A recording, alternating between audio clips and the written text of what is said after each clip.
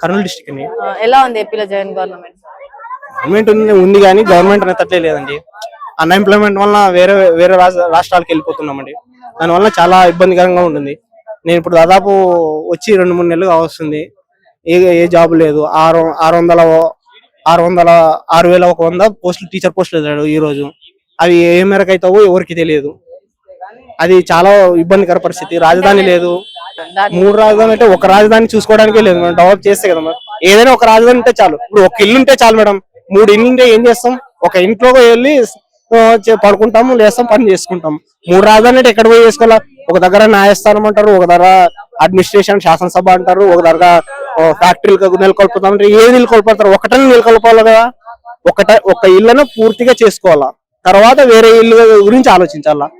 Okay, ఇప్పుడు ఒకవేళ మళ్ళీ ఏపీకి జగన్ సీఎం అయితే ఏపీ పరిస్థితి చెప్పలేమండి. అది కాల నిర్ణయం ఎవరేం చేయలేరు. ఓకే, జనసేన టీడీపీ పొత్తులో వస్తుంది కదండి, ఏపీలో గవర్నమెంట్ ఫామ్ చేస్తుంది అనుకుంటున్నాం మేడం, నా ఆలోచన ప్రకారం. ఓకే, ఒకవేళ జనసేన టీడీపీ ఏపీలో గవర్నమెంట్ ఫామ్ చేస్తే సీఎం చైర్లు ఎవరు కూర్చుంటారు? చంద్రబాబు కూర్చుంటాడు. మరి పవన్ కళ్యాణ్ గారి పొజిషన్? పొత్తిస్తానన్నాడు కానీ సగానికి సగం సీట్లు అడగడం లేదు ఆయన. ఫస్ట్ 25 సీట్లు ఏమో అడుగుతున్నాడు. 3 దాదాపు ఎంపీ సీట్లు అడుగుతున్నారు. అంటే 25 సీట్స్ 3 ఎంపీ సీట్స్ తో సీఎం కాలేడు కదా 175 లో. ఓకే, ఒకవేళ పవన్ కళ్యాణ్ గారు ఎమ్మెల్యేగా పోటీ చేస్తున్నారు కదా, గెలిచే ఛాన్స్ ఏమన్నా ఉందా? ఛాన్స్ ఖచ్చితంగా ఉంది. తిరుపతి నుంచి అనుకుంటున్నాను, అనకాపల్లి నుంచి అనుకుంటున్నా, గెలిచే ఛాన్సెస్ ఉన్నాయి. కోస్తాలో బాగానే ఫాలోయింగ్ ఉంది ఆయనకు. ఒకవేళ గెలిస్తే ఏపీ పొజిషన్ ఎలా ఉంటుంది? చూడాలి, చూసే కదా అర్థమైంది. ఒకసారి పరిపాలన ఇస్తేనే అర్థమయ్యేది ఎవరికైనా కూడా.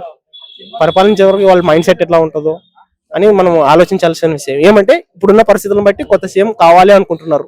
ఓకే, వైసీపీ నుంచి సీనియర్ లీడర్స్ అందరు జనసేనలోకి జంప్ అయ్యారు కదా, దాని మీద మీరేమంటారు? అది జగన్ మార్పులు చేశారు అన్నమాట. మార్పులు ఇన్ఛార్జ్ గా మార్పులు చేశారు. ఎమ్మెల్యే సీట్లు ఇవ్వకపోవడంలో సర్దుబాటులో కొంచెం అవకతవకలు జరిగాయి కాబట్టి వాళ్ళు సేఫ్ జోన్ లో ఎగిరిపోయారు అనుకుంటున్నాం.